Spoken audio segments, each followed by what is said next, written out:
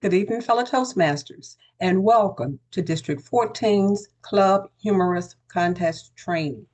I'd like to welcome you on behalf of the contest committee. I am Vivian Robinson, DTM, and a current member of the District 14 contest training team for this year. I'd like to open with a brief motivational moment. One voice can change a room. And if one voice can change a room, then it can change a city. And if it can change a city, it can change a state. And if one voice can change a state, it can change a nation. And if I can change a nation, one word can change the world. Fellow Toastmasters, this is a quote by previous President Barack Obama. I'd like now to share the district mission, District 14's mission statement. We build new clubs and support all existing clubs in achieving excellence. That is District 14's mission statement. Fellow Toastmasters, I'd like to give you just a couple of items to help this evening go smoother. If you will please stay on mute, that will help to eliminate any background noises. If you must leave, please turn your camera off until you return. Thank you so much for helping.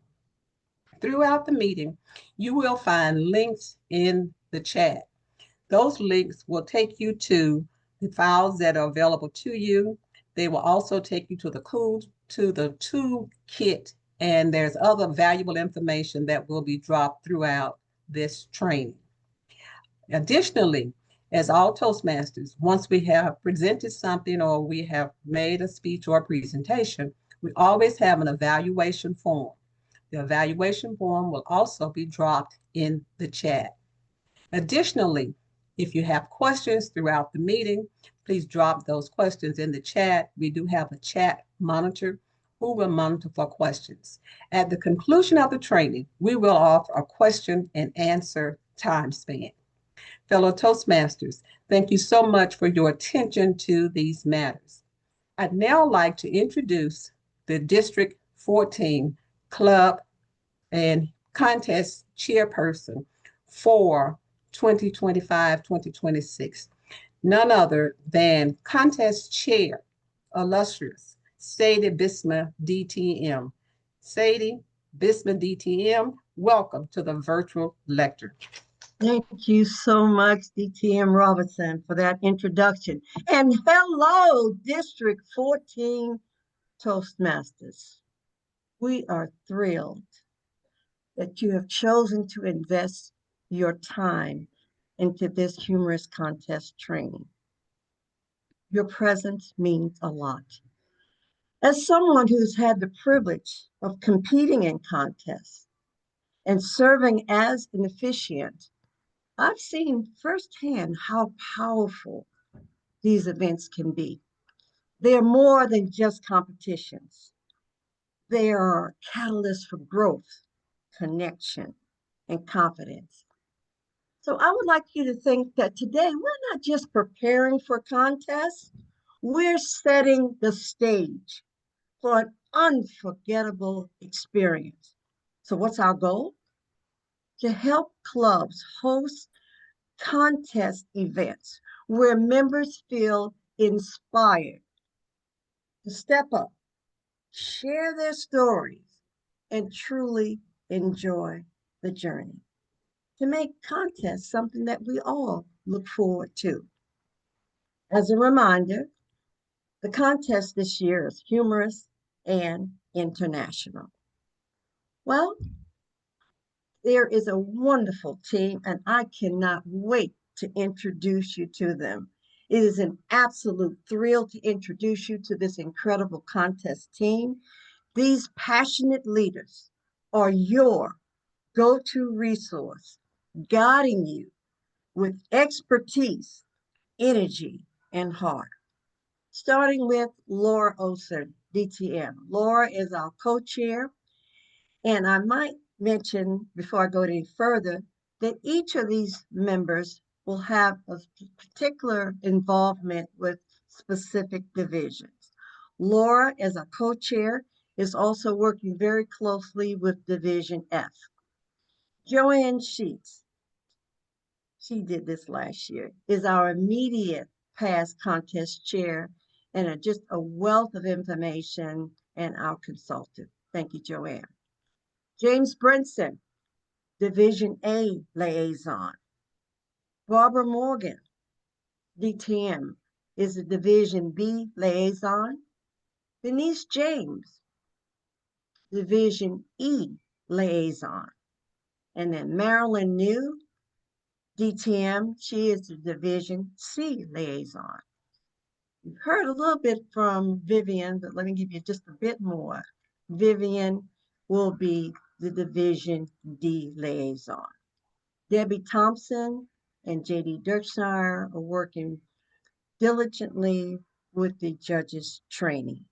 And then all this technical razzle-dazzle and making it happen, we do not do it without our one and only Randy Leon Brown, 1.0 DTM. All right, so let's see what is it the agenda holds for us tonight. What are we going to be talking about? Well, got to give an overview, as you can see here, talk about planning, preparation, how to execute this fabulous contest, talk about some best practices, and then we'll conclude it with question and answer session. It is, at this time, I'd just like you to see who your presenters are. Laura will be our first presenter, and I'll introduce her in just a moment.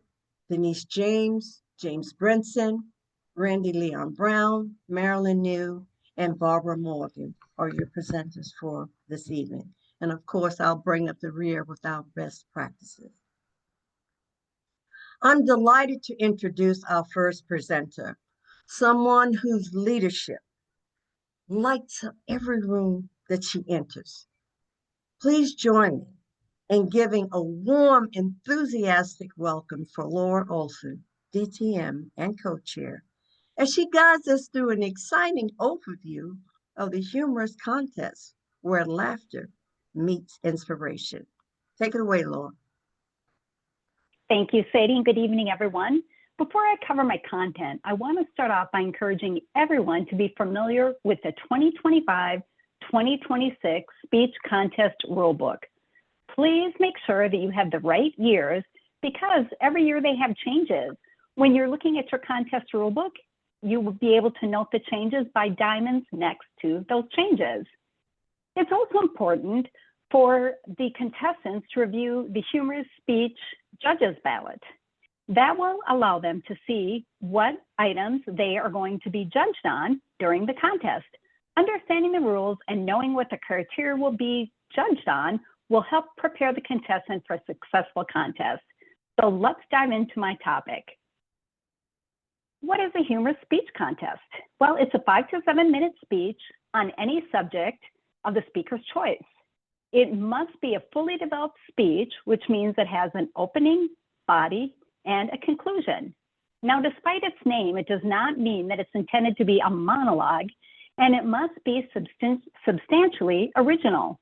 What that means is that only 25% of the speech may be devoted to quotes, paraphrasing, or referencing another person's content. A final important note, the speaker should always avoid potentially objectionable language, anecdotes, and materials. Next, I want to talk to you about what are the benefits of participating in a speech contest. First of all, it builds confidence. Think about it. You're learning to speak under pressure. That will help us in our personal life. Think about it in professional life. If you are interviewing, always learning to speak under pressure will benefit you. Second, it's going to help you enhance your communication skills. You will learn all about effective speech delivery. You'll be able to have improved use of body language. You'll help improve your tone, your pitch, and finally, you will master voice control. Also, you are going to get feedback. The reason all of us join Toastmasters is we want to improve our public speaking, and no better way to do that than getting feedback. To me, the next item, developing leadership and organizational skills, is one of the hidden gems of Toastmasters. Think about the contest chair and the chief judge like project managers. They're ensuring all the details of eligibility for both contestants and judges throughout the contest. They have to be organized and they have tools to help them do that. And finally, it is a wonderful opportunity for networking and building connections. Think about it. Once you go past the club, you're in the area contest, the division contest, the district contest. You're dealing with people that you normally don't have the opportunity to interact with. That is a wonderful way to network. The other thing it does, it helps us to identify our future leaders and inspiring speakers for upcoming events. Next, I want to talk about eligibility in a speech contest. It is pretty simple. To be eligible, you must be a paid member. Second, your club must be a club in good standing through all levels of the competition, which means that the club must have at least 8 members, and 3 of those members must be renewing from the prior period.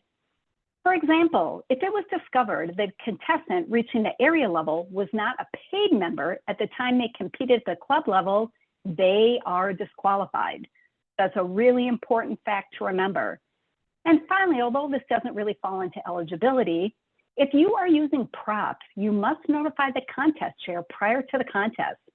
It is a contestant who is responsible for enlisting help with props, and the contest chair nor any other contest official has any responsibility to assist. So please remember that. Next, I want to talk to you about guidelines on ineligibility. This is a very long list. That's why I encourage you again to go to the 2025-2026 Speech Handbook and look at page 7. These are the people that are not eligible to compete in a contest: an incumbent international officer and directors, region advisors or region advisor applicants, district officers whose terms expire on June 30th, 2026. That would be our district director, our program quality director, our club growth director, our administrator, our finance manager, our public relations manager, division directors, and area directors. Also ineligible are international officer and director candidates for the 2026-2027 year. We can't forget about the winner of the World Championship of Public Speaking. You only get to win once, so they are ineligible to compete. Also, if you're a candidate for district positions elected by the district council for the term beginning July 1st, 2026, you're also ineligible to compete. And to just give you a brief peek into why that is, it would give that person potentially enhanced stage presence so that maybe it would help sway the vote. Members who might be serving in an a contest official or presenter, those would be your voting judges, tie-breaking judges, or chief judge at any level in the district at the same contest type in which they are competing. This is important to remember because when other clubs, areas, or divisions are trying to recruit judges to assist with their contest, you have to make sure as a chief judge that there is no conflict of interest. Our timers, our ballot counters, sergeant at arms, or other contest officials for the same type of contest that they are presenting in are ineligible. And finally, if you are a presenter of an educational session, a contest chair, a contest toastmaster, or the conference committee member, you are not allowed to compete. One last thing I want to leave you with is if a contestant is a member of multiple clubs, they can only compete for one club, one area, one division, and one district. This is something that actually I was introduced to when I was first a new Toastmaster. And then finally, this year, you must be able to attend in-person contests beyond the club level or you are not eligible to compete. Let's talk about disqualifications next. A contestant will be disqualified if they do not maintain eligibility at all levels of the contest. They can be disqualified even if the ineligibility is discovered at a later date and has been corrected. That was the example that I gave you before. Say I was not a paid member when I won the club contest, but say I went all the way to the division contest. They found out that at the club level, even though I had paid by the time I got to area contest, I was unpaid at the club level. I am disqualified. Let's talk about when a contestant is not present when the contest master is introduced. They still have the ability to participate in the contest if They meet 3 qualifications. First, they must have reported to the contest chair. Second, all the required paperwork has been submitted prior to the contest and is in good order. And finally, they waive the opportunity for a briefing. Another way you can be disqualified is timing. A speech that is shorter than 4 minutes, 30 seconds, or a speech that's longer than 7 minutes and 30 seconds will result in disqualification. And finally, the basis of originality or referencing another contestant or speech presented by another contestant from the same contest in which they're competing. The contestant will be given the opportunity to respond to the voting judges, and the majority of the voting judges will make a decision whether the person is disqualified. Their vote is final. If you remember nothing else, because I know I presented a lot of information, remember one thing. Please make sure you're referencing the Toastmasters Speech Contest Handbook for 2025 and 2026. I will now turn it over to Randy Leon Brown.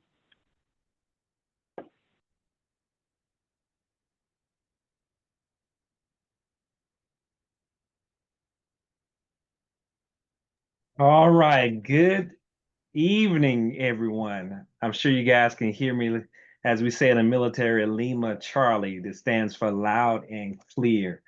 I would like to talk to you guys today about a few things. I'm going to start from inform and I'm going to go all the way down the checklist. I'm going to cover each one. So first of all, think about it. Energy is contagious. Like the quote, you got to be the spark. So just because you may not be a club officer or you could be a club officer or a district officer, you need to know that that spark starts with you and it is infectious. When you think about building excitement, you got to be able to take it from just a requirement. Yeah, Toastmaster has international speech. They select an additional speech contest throughout the year. This year is humorous. It's not about just giving a speech. It is a celebration of a pride that you're going to have in your club for actually potentially having the winner that comes from your club. You got to be able to fuel that fire at the club level. And then one of the things that's super important is Toastmasters has a hierarchy of leaderships that people are navigating through. One thing about leadership is that it's true that you can lead while learning. And with contests, this is a beautiful opportunity to make sure you communicate with your area director, keep your area director informed. The reason that's important is because they're going to help with resources. In addition to help with resources, they're going to help you with your PR, indirectly or directly, because there are other clubs that are in the area that may be hosting a club level speech contest, or maybe they just want to log in just to see. Now, I was very particular when I said log in. The beautiful thing about this transition year is that, yes, you can conduct an online or hybrid contest. So when you're thinking about how you're going to do that contest, remember, at the club level only, it can be online, hybrid, or live. And so think about it. The fundamentals of starting a contest will be choose a date.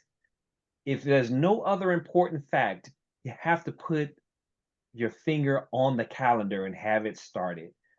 Create your announcement. Your announcement could be a club flyer. It could be a text message. We definitely encourage you guys to, if you have a hosted platform for your website, for your actual club, make sure you post that. Create an agenda so it pops up on your club calendar. So when people visit your website, they can see that you're also hosting a club contest. Now, let's talk about something that Laura mentioned. She mentioned about the rule book. Now, one of the things that's important about the rule book is that once you win, you will get selected to be on the cover. Now, that's fast forward and beyond the truth. Every year, Toastmaster puts out a new rule book. And as you will see, once you log into the rule book, you see the picture on the screen, you will see little diamonds in the margins. Now, I would ask a poll, how many of you guys really understand what that is? I didn't know years ago when I first started reading through that rule book. I was confused. I said, why are there little diamonds out there? What does that mean? Because I was trying to read directly down to the information that I needed. And then I found out the diamond shows you what rule or concept changed year over year. So make sure you're mindful of that. If you don't have access to the rule book, simply just log on to Toastmasters International website. You could search by the word contest. You'll see the photo that you see presented on the screen. You can also get to it on the D14's committee website. We have an info page that we put out there, and you'll see it in the chat today. Or you can click the QR code. I'll pause for a second so you can take a screenshot of this.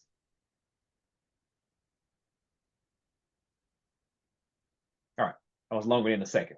So with the contest info page, there's multiple ways to get there. Scan the QR code or enter the address that you see on the screen. Once you get to that contest page, it looks just like a website. You'll see navigations across the top. And as a committee, we have curated a lot of content for you all to get started.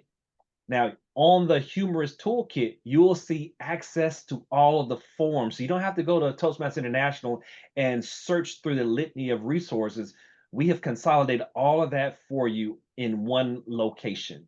In addition to that, one of the great things about District 14 is over the years, they have been curating content, and they have YouTube pages that have information about how to host contests, give you tips along the way. So make sure you guys visit that training page, because those are resources that are definitely available to you.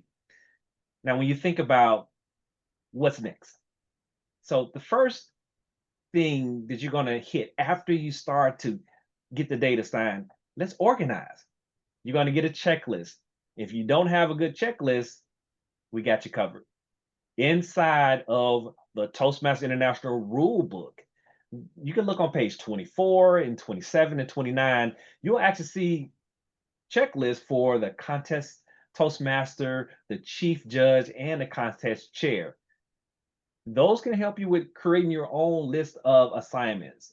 Remember, place it on your calendar, send those informations out. Once you select your contest chair, go ahead and create your form of organization, whether it's just tracking sheets, Microsoft Excel or Google Sheets. Establish those meeting parameters. Get ready to log in and set meeting dates with your contestants, your contest officials, so they can actually help you along this process. Now, the three most important people to start this journey is going to be who you see on the screen here. Now, your contest chair could be you, or you could volunteer or nominate an excited person to actually be that contest chair. Now, the contest chair, they're going to be the person that's going to set the direction and the tone for the contest. They're going to make sure that all of the logistics and the moving parts are in place. The chief judge, they can actually help you round up all of the judges that you may need. They're going to be that person who is going to be the rule master for this event. The last person I would like to highlight is going to be your contest Toastmaster. A lot of people call it the contest master, but according to the rule book, it's the contest Toastmaster. That person that you select is really important because you want to make sure that they bring the energy. And the energy isn't about them. The energy is really about making the contestants feel comfortable and keeping the contest flowing. Now, to give us a little more detail, I'd like to introduce our next speaker, who is going to be Denise James. She's going to take us through the actual next part of this, which are the officials that you need for a contest. Denise, take it away. Thank you, DTM Brown. Good evening, everyone. Toastmaster Brown has pretty much covered the roles of the top three. Your contest chair, as he said, takes care of everything from beginning to the end. And he already explained pretty much what that person does. Then you have your contest master, contest Toastmaster, actually is like your Toastmaster of the day.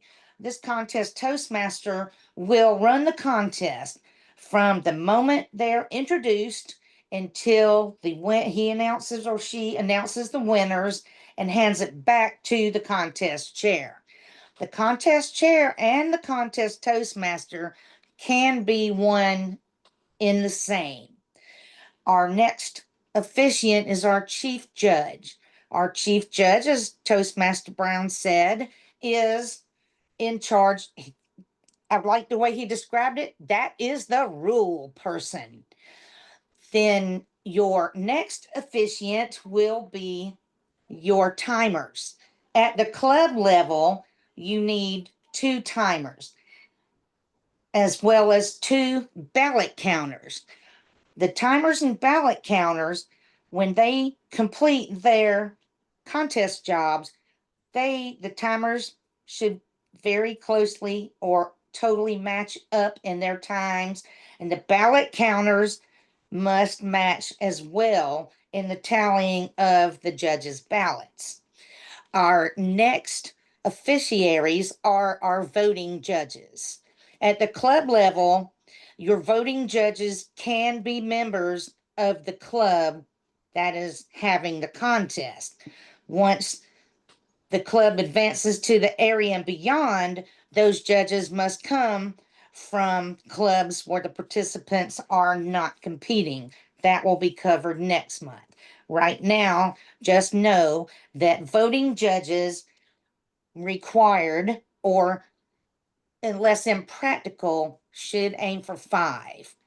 And in an area, clubs can help each other. Between all the clubs in each of our areas, which have 4 to 5 clubs each, hopefully they are close enough that you can each help each other by coming up with these 5 voting judges. Last but very much not least is your tie-breaking judge. Your tie-breaking judge is appointed by your chief judge.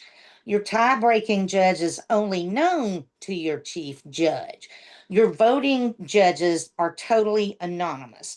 That may be a little bit hard at the club level because everyone will see you raise that envelope for them to collect, but nonetheless, they are to be treated anonymously. That concludes the list of functionaries, and I am very happy to introduce our next Toastmaster to take the virtual lectern, Toastmaster Marilyn New. Thank you so much, Toastmaster Denise. Hello, Toastmasters. This evening, I'll introduce to some and refresh others on the judging criteria used by Toastmasters International for all humorous speech contests. The judging criteria is found on the Humorous Speech Contestant Judges Guide and Ballot. As a voting judge, you do not have the luxury of just being entertained by a comedic speaker.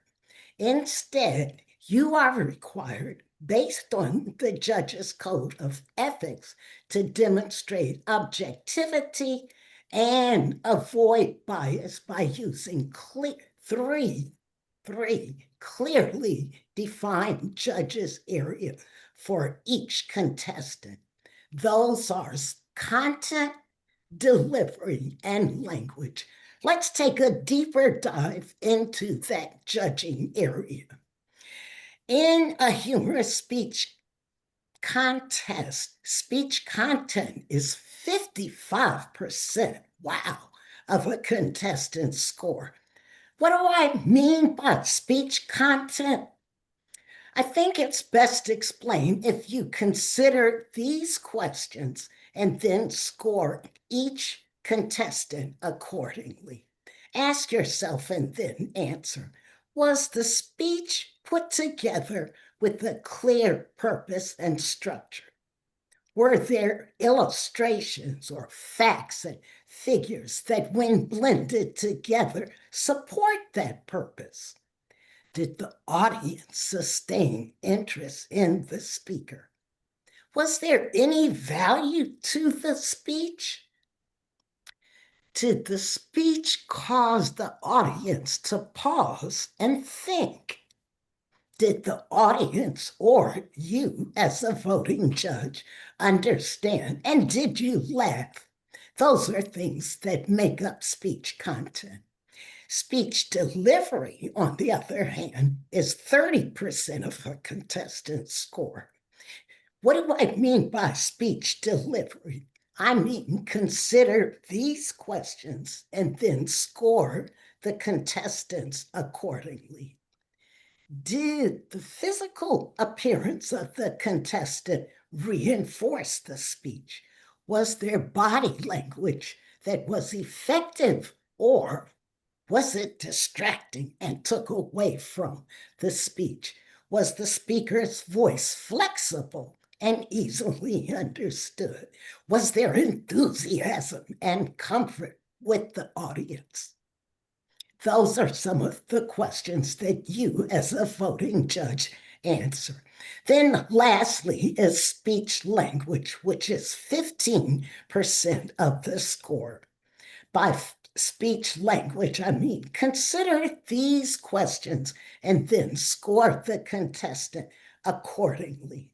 Was appropriate language used? And appropriate Toastmasters is really determined by a particular audience. Keep in mind that what's appropriate to an audience of county commissioners may not be appropriate to the audience of elementary school teachers. So language should fit the occasion. Was the speaker a master of the words being used? Were they grammatically correct? Were they pronounced correctly? Ask yourself those questions. And then, based on those questions, assign points for fair, good, very good, or excellent for each companion, for each contestant. Review the descriptions on the back of the definition for content, delivery, and language. And that's so important. Let me repeat that. Review the back of the form for descriptions and considerations. The judge's guide and ballot is incomplete if it's not signed and filled in first place, second place, and third place contestants. And that needs to be based solely on your numeric scoring. Before leaving this judging criteria document that you see on the screen, I want to caution you about the two most frequent mistakes made in humorous speech contests. The first one is failure to sign the official ballot, and the second one is failure to tear off that ballot. Toastmasters, none of us, none of the contest officiants wants to see your math. Instead, tear off the bottom of the form, but before tearing, cutting, or separating it, sign and print your name. What is a protest? The next section I'd like to talk about is a protest, and I'm glad you asked. A protest is an act of objection, or it's a gesture of disapproval. In a humorous speech contest, there's 3 grounds for protest, and I'm reiterating the points that have been made earlier by Toastmaster Laura Olson. But my sincere desire is that you don't have a protest during your club's speech contest or during your area contest. However, should a protest occur, here's the who, the what, and the when regarding protests. First off, who can file a protest? Only voting judges or contestants can lodge a protest. In other words, the contestants' fan club cannot lodge a protest on behalf of their favorite comic. Protests should be lodged with one of two people, either the chief judge or the contest master. What is a protest? Protests or objections have to be based on eligibility, originality, or a reference to another contested speech. An eligibility protest usually questions whether or not that contestant, as Laura said earlier, were they a member in good standing in a club that's also in good standing at the time of the contest. Originality protests or objections are based on, was another author credited appropriately for speech content? Humorous speech contests, as was said earlier, have to be 25% non-original, and the rest of it needs to be original. Reference to another contestant or their speech contest is pretty kind of self-explanatory. If you hear words like "my worthy contestant" that you heard a few minutes ago, bing, that's a red flag and grounds for a protest. Lastly, when's the best time to lodge a protest? And protests need and must be held or lodged prior to the announcement of the winners. In fact, the best time to lodge a protest is prior to the ballot counters and chief judging retiring into the counting room. Okay, you know who, you know what, you know when. What happens next? The voting judges listen to the protest that's lodged. Then they invite the speech contestant into the room to hear their explanation about the accusation. Then the contestant leaves, the voting judge vote whether to disqualify the contestant. This is achieved by a majority vote of the judges, and all decisions by voting judges are final. Toastmasters, this concludes the judging criteria and protest portion of the training. And now I'd like to invite our next presenter to the virtual audience, Toastmaster James Brinson.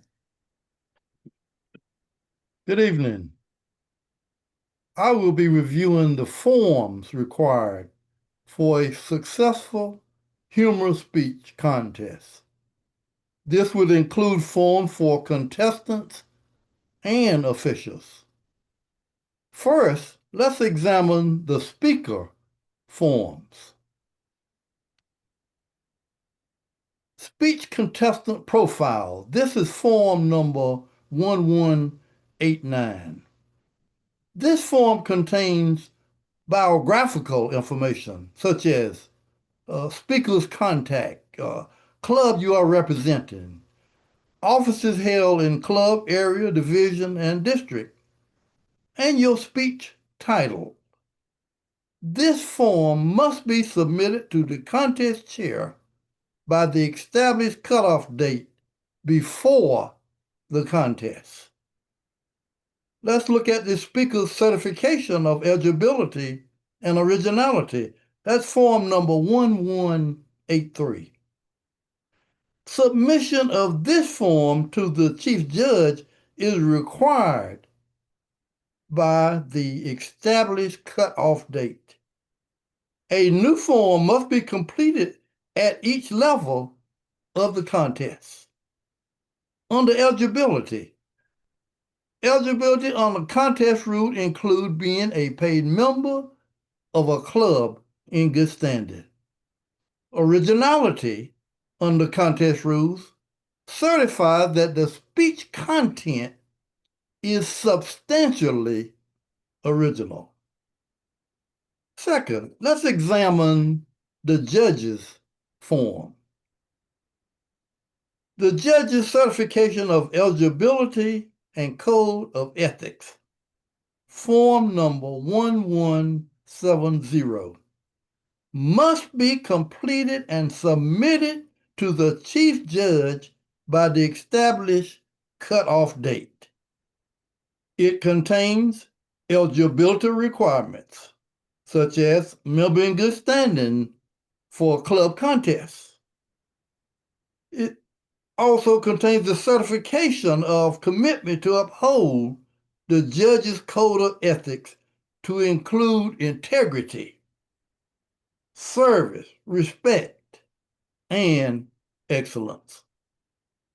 Additional requirements for area and above contests include paid member for 6 months, completed the minimum number of speeches required. Now let's look at the judge's guide and ballot. That's form number 1191. It describes the judging criteria as it relates to content, delivery, and language. It also includes the judge's code of ethics. The bottom portion of the form, we call the judge's official ballot, must be completed, designating first, second, and third place winners.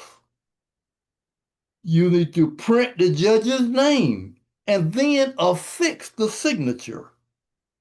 You detach and submit this to the ballot counters. Finally, let's look at the tie-breaking judge guide and ballot, form number 1191A. It contains the same requirements as judge's guide and ballot. This person is appointed by an identity known only by the chief judge. The tiebreaker judge ranks all contestants and consults with the chief judge in the event of a tie. The chief judge personally collects this ballot. Let's look at record keeping. The counter's tally sheet, form number 1176, should be completed and forwarded to the chief judge. It includes tallying points to determine first, second, and third place winners. The ballot should take note of the time of report to determine if any contestant were disqualified because of time.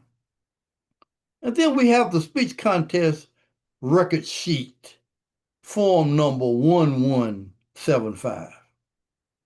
Two timers are appointed by the chief judge to keep the official record of the time of each contestant. Timers provide warning signals to contestants. Any visually impaired contestant is permitted to request and must be granted a form of warning of their own choosing. All speeches delivered by contestants must conform to the timing guideline for the contest.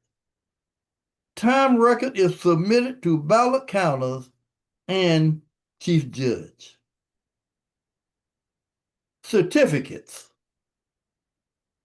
There are certificates for first, second, and third places, and they are presented to those contest winners. There's also a participant certificate that is presented to each participant. Let's move down to notifications. Results form, form number 1168, includes instructions for the chief judge and contest chair to be completed before announcing winners. And finally, let's look at the notification of contest winner, form number 1182. This must be completed and forwarded to the contest chair at the next level immediately following the contest. Submission of this information is certification that the winner and alternate are qualified for participation in the next level speech contest. Next, Barbara Morgan will be on talking about preparation.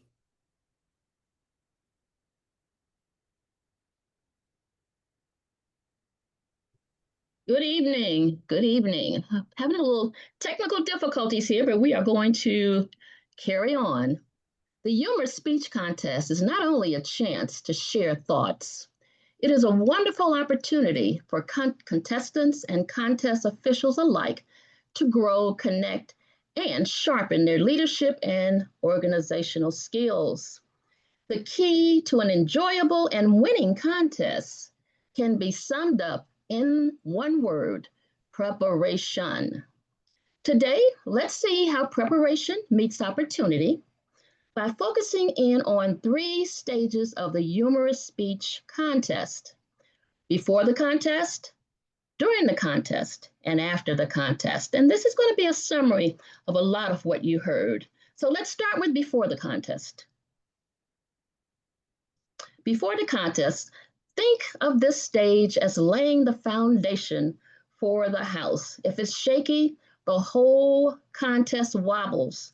Preparation here includes 4 essentials. Review your training resources. Yes, once again, your Can't Live Without guide is your 2025-2026 official contest rule book. It's the blueprint for success, your primary go-to for rules, procedures, and proper protocol. You may access contest tutorials, videos, and articles at Toastmasters.org. We urge you to watch previous District 14 YouTube contest training videos for additional insights and maybe even a little entertainment. This committee has developed a District 14 contest resource hub, which has been discussed earlier, and it contains everything you need to conduct a successful humorous speech contest. Be sure to take advantage of the Q&A section as well. In addition, each division has been assigned a division contest guide designated by the committee to provide direct support. Number 2, select the time and place for the contest. And I believe Randy discussed this. Choose your platform. Choose whether your club contest will be in person, online, or hybrid. For virtual meetings, secure judge confidentiality, run briefings online, and test your technology. For in-person, ensure rooms, timing lights, and spaces are available for judges and counters. Have all your contest-related paperwork ready before the contest begins. Assure all trophies and certificates are secured prior to the contest. And number 6, beyond the club level, remember, contests will be held in person for the area, division, district, and on contest. So make sure your contestants are aware. Confirm your contest judge's eligibility. This has been discussed earlier. Before the big day, verify that every contestant and judge meets the eligibility requirements and are eligible to compete. Officers can verify eligibility using Toastmasters eligibility assistant, which is located at Toastmasters.org on the club leadership page. Brief all your contestants and officials. Speakers may star, but the group of 12 contest functionaries play a critical role in the success of the contest. Your first group of people that should be chosen is your contest chair. That's been spoken earlier. Second, get your contest master, your chief judge. Once those are solidified, then followed by other contest officials. Hold briefings for your contestants and judges, cover rules, procedures, and technical details. During rehearsals, check audio visual, confirm name pronunciation, draw speaking order, and designate the contestant's speaking area. Let's go to during the contest. During the contest, this is the execution stage. This is where preparation pays off. The contest chair opens with a brief introduction. The contest master then explains to the audience that the rules have been reviewed with the chief judge and contestants have been informed of the location of the timing lights. The audience is reminded that photographs are not permitted during speeches. When introducing the contestants, the contest master should not make any preliminary remarks regarding contestants' status, club, or club locations. Introduce the contestants by the speaker's name, speaker title, and then speaker's name. No extras. The contest master must confirm also with the contestants that their audiovisual equipment is functional. Let's talk about ballots. Upon completion of the speeches, all judges should complete their ballots. The counter collects the voting judges' ballots, and the chief judge collects and verifies the time record sheet from timers as well as the tie-breaking judge's ballot. At this time, resolve any eligibility or originality protests that may arise. When all ballots and time record sheets have been collected, the chief judge and the ballot counters will proceed to the ballot counting room. Interviewing. When the ballots have been counted, the contest master interviews the contestants and presents participation certificates. After the interviews, once the chief judge signals the ballots are ready, they complete the results form, which you see on the screen, and enter any disqualifications, and then enters the winners, third, second, and first place. That is the order. And then they pass that on to the contest chair. The winners are announced and presented their awards. Contest officials receive certificates if available. The contest chair should recognize any district official or special guests prior to closing. Lastly, after the contest, the chief judge and all judges shall ensure confidentiality by destroying all ballots, tally sheets, and related records. They shall not discuss protests or disqualifications under any circumstances. Judges are to remain anonymous and shall not be recognized during the contest or after the contest. Finally, the judge shall complete the notification of contest winner form and submit it to the chair of the next contest level. So in closing, preparation, performance, and follow-through. This is how we make every humorous speech contest fair, fun, and unforgettable. And now at this time, I'd like to ask our contest chair, Sadie Batham, to present.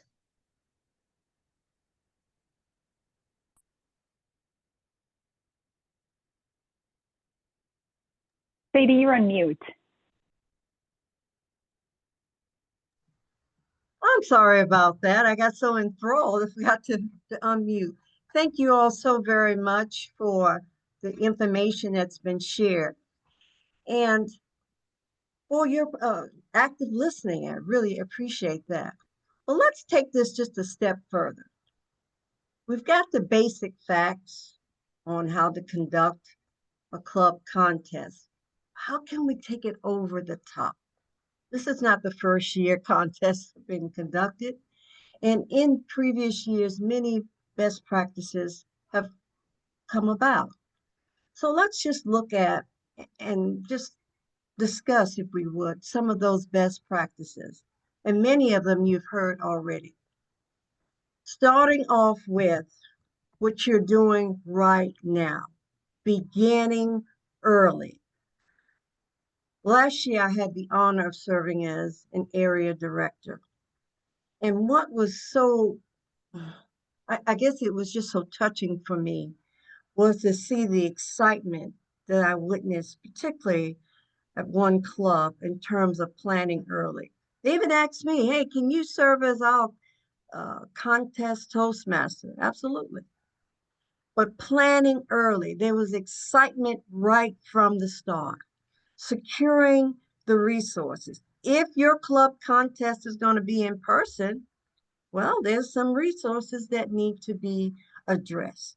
Is it going to be your regular meeting location? Are you going to go for a whole different venue? These things need to be addressed now. If it's going to be online, do you have a Zoom master, someone that can help navigate through all this? Or, oh my goodness, you're going to try to do it both ways, hybrid and online and in person. So early planning is critical. Congratulations for being here today for this training. You've already started the planning process early. And it just helps to make for a smoother ride. Participation.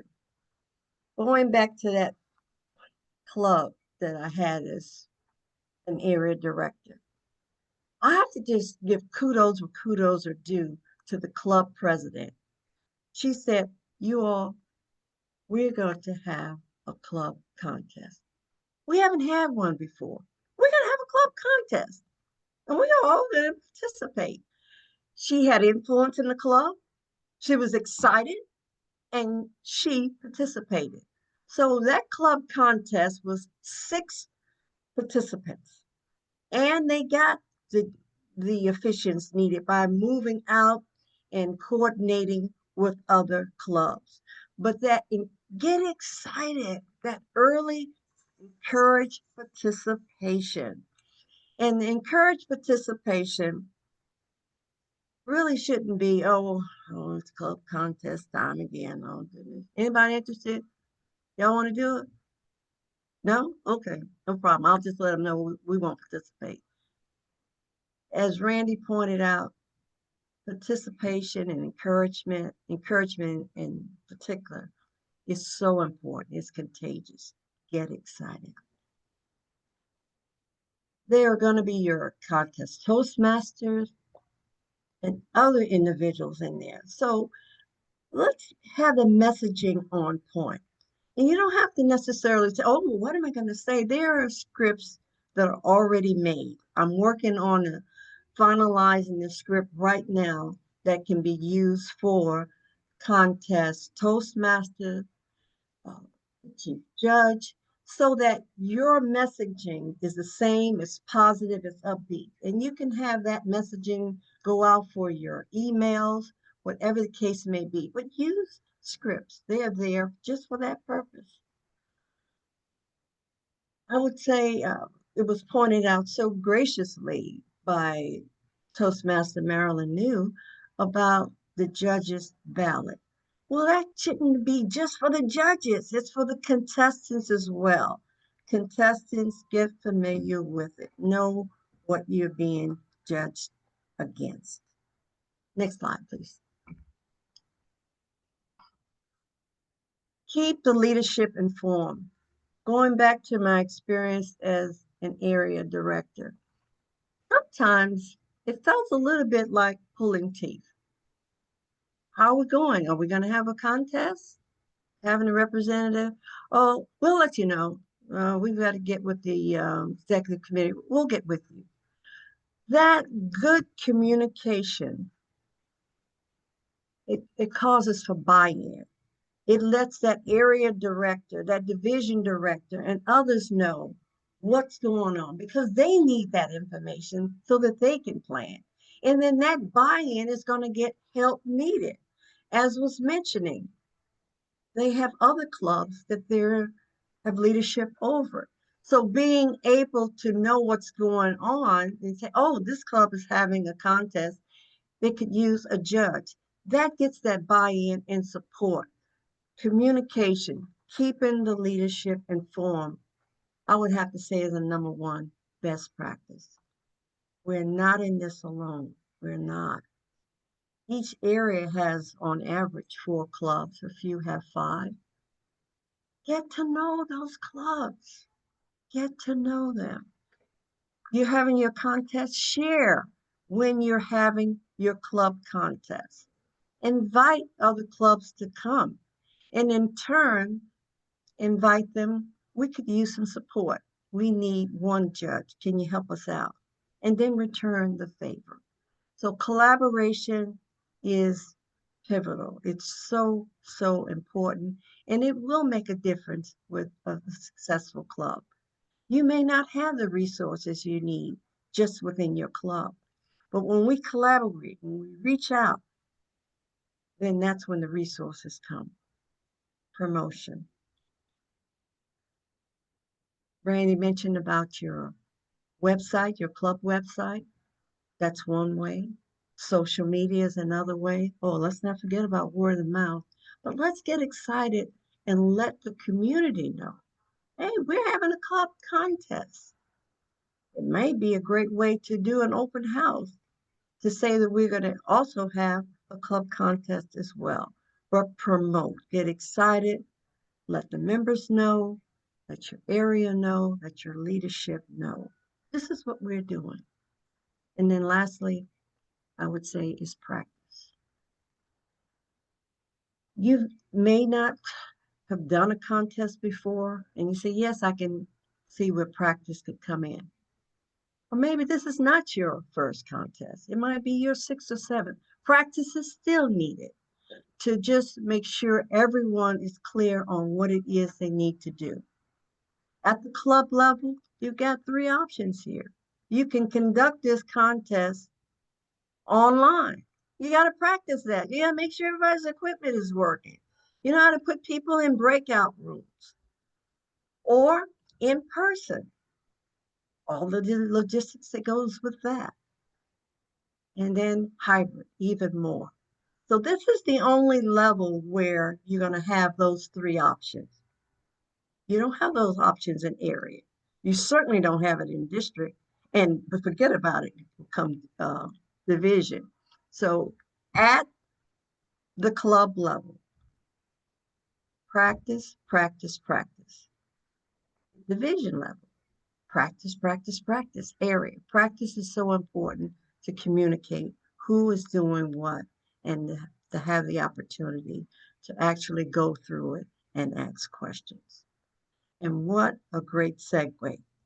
We have been talking, sharing information, and I'm sure it sparked a lot of questions. So now let's find out what your questions are. And this great panel here, we're going to do our darndest to answer them. And to guide us through this question and answer session, I'd like to introduce our immediate past speech contest chair, Joanne Sheets. Take it away, Joanne. Thank you, Toastmaster Biscom. Good evening, everybody. Please put your questions in the chat if you have any, but we have 2 so far. The first question is a question of clarification. Is it true that there is only 1 chief judge, 5 voting judges, and 1 tiebreaker judge? That is true at the club level. And as you progress through the contest process, it increases. So at the club level, you have 5 voting judges, a chief judge, and a tie-breaking judge. At the area level, you have a chief judge, a minimum of 5 voting judges, and a tie-breaking judge. But when you get to the division and the district level, that increases. So for voting judges at the division level from each area in the division, a minimum of 7, and then from the district, a minimum of 7, plus your chief judge and your tie-breaking judge. But for right now, as we're talking about the club, the 1 chief judge, 5 voting judges, and 1 tiebreaker judge. The second question references the online clubs. Can the local and area contests be held online? That is their mode of club participation. I think Toastmaster Bispham just shared that at the club level, you can do it online or in person. However, when you reach the area level, it has every contestant who moves to the area level has to compete in person. And same for the division and same for the district. Those were the only two that we had in chat so far. So please feel free to ask your questions. I will share a couple of questions that have been asked in the past that may be useful to you as you're planning and going forward with your speech contest. One question is, can someone write the speech and another person present the speech in the contest? And the answer is no. You must write and present your own speech. Otherwise, the speech is not original. And if we will go to the contest rule book, I think it's page 29, where it talks about the contestants' checklist before the contest. Please read that carefully and also share that with your contestants so they know. And then a second question that we had in the past was, do we have to memorize the speech? And it was suggested that memorizing the speech is recommended. However, notes can be used. And keep in mind that if a judge can break his tie between two contestants, one who used notes and one who did not use notes, the judge might consider more favorably the contestant who did not use notes. So those are two that I wanted to share with everybody tonight. Do we have other questions regarding? Yes. Yes. Go I'm right. sorry. There is another question in the chat regarding the tiebreaker. Okay. Judge, were you able to see that? I didn't see it. Was it an individual question or a private question? I don't see it in the. Okay, let's see. Okay. So this is the one, the tie-breaking judges votes. Do they clear the votes of the other judges and whom the tie-breaking judge select as third, second, and first are the winners? Toastmaster Wells, can you clarify that question for us, please? Yes, ma'am. So basing this off, I've been in contests in several other districts, and what they had is they had a tie, and they had to use the tie-breaking judges' votes. So the judges had selected other people as in third, second, or first. They took away those votes as if they did not count, and whom the tie-breaking judge had as the third place, second place, and first place, even if they were different in what the other 5 judges had voted on, they went by with the tie-breaking judges' selection of third, second, and first. I'm going to jump in here and tell you that that is not the way it's done. What happens is all the ballots that have been counted already, they stay. The problem is that there's either a tie between third, second, or first. Those votes absolutely count. At that point, they need to break that tie. They open the tie-breaking judges ballot and count those points in to make the change that would free up that tie. Am I presenting it correctly? You're saying they add the points the tie-breaking judge has to each contestant, and then that determines. Is that what you're saying? Correct. Thank Yes, because correct. That should break the tie between whether it's third, second, or first.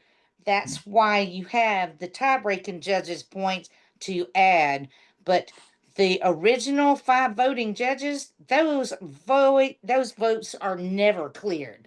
They totally are the foundation on which the tie-breaking judges' ballot is added. This is May why I I, love District 14. They have the right let me answers. add something if I may, please. Sure.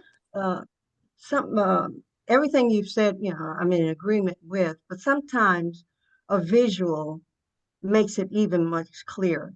There is an 8-minute video on breaking ties. And that was one of the questions that I had. as a chief judge. I just really wasn't clear. This video, 8 minutes on how to break a tie, really breaks it down. A lot of times the tie may just be between first place. There's a tie for the first place. As the ballots were all added up, it seemed that 2 people had the same score for first place. Okay, now that tie has got to be broken. That's where the tie-breaking judge's ballot comes in at. That ballot is consulted to see, of these 2 people here that are currently tied for first place, which one did the tie-breaking judge rank first? That person now becomes the first place winner. And then the other person that was tied is now the second place winner. The ballot isn't thrown out. But I honestly believe that through watching that video and actually seeing it and the examples given, it just makes it so much clearer and you're looking at it. 8-minute investment. So, that's a great segue to Sadie, Toastmaster Bispham. So we can actually get that video link and we can pin it on the District 14's Contest Committee's info page. The link is inside of the chat. So by tomorrow, on the actual humorous contest page, we will pin the video. That way you can just to answer your comment, Roche, so you can actually anyone could benefit from your recommendation. So thanks for that question. Yes, thank you very, very much for that, because that is, as you can see, there are some preconceptions about that.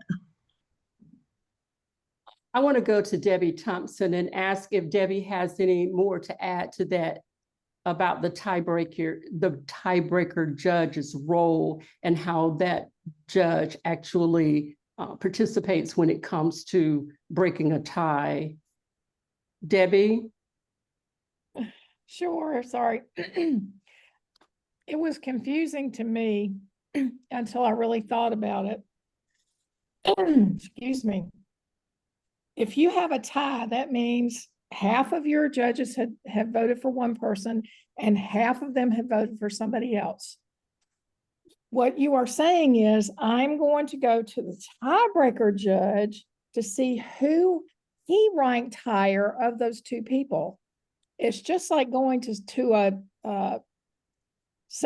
another party and saying, okay, who did you rank higher? At this point, you're really not adding points. You're saying, who did the tiebreaker judge rank higher on his ballot? That's why he has to rank every single person. And whoever he ranked higher of those 2 people is the winner.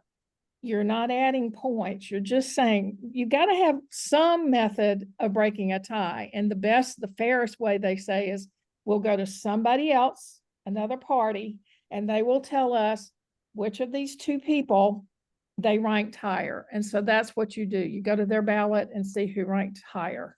I hope that helps. Thank you, Debbie. All of those are absolutely great questions. Are there more questions that we can answer for you?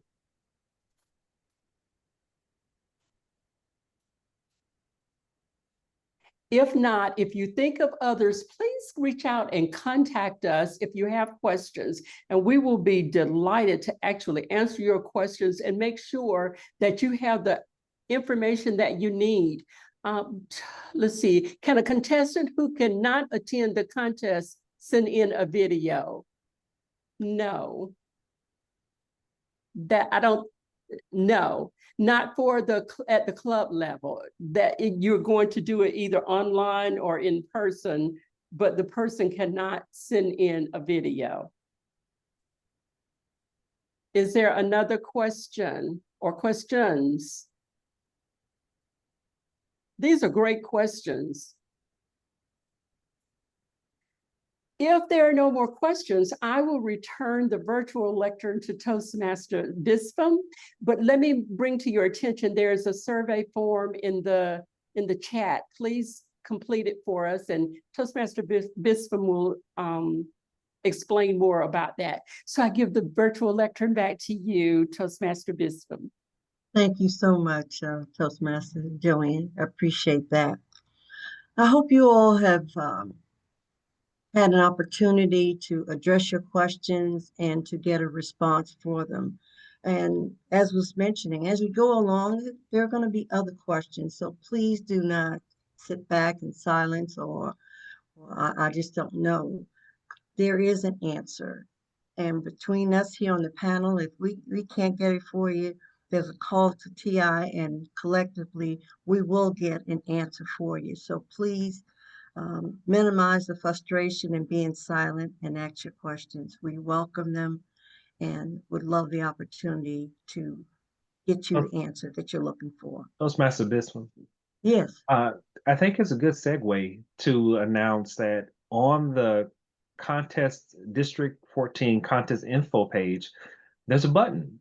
And so should you have a question at the conclusion of this presentation, click the button, submit your question, and the committee will route it to the right person. We will discuss it as a committee, and we'll get you the answer that you need to make sure you can keep the ball rolling and promote this contest season. Back to you. Thank you so much, Randy, for pointing that out. Excellent point. Well, do you have everything that you need to get started? I think you've got a good portion, but your enthusiasm, commitment to, hey, let's just give it a try. Now, do you have to have a club contest? No, you don't. You can choose your representative. And that's the way, that is the name of the game. You can, in fact, choose your representative. Well, what I would say is when we're talking about building that excitement, it starts at the club level. And so I encourage you to consider having a club contest to build that excitement, to get that partnership going with other clubs. And through passion, every speech can be an opportunity for someone to compete. Another club member can say, that you've got a good humorous speech. Come on, compete. So I encourage you to please consider having a club contest. And the other point about a club contest, let's just say you go with a representative and something happens. Well, now you don't even have your backup. So club contest can help with that because you have your first place, your second place, and if something should happen, then that second place person can step up. Please consider club contests. I think I beat that to death, so I'll stop. Your feedback is certainly welcome. And as you see before you hear the QR code, we welcome you to scan that QR code. Please give us your feedback as far as this training. Was it helpful for you? What would you like to see a little bit differently and all? Thank you for your participation. Our next training will be on September the 15th, and this training will be solely focused to the area director. I know that there are several area directors on the call tonight, and we're so glad you're here.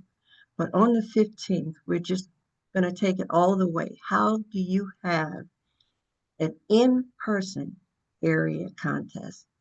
And I hope you will mark your calendars, and we will see you there. Thank you so much for attending. This concludes our training for this evening, and we welcome your feedback. Thank you so much.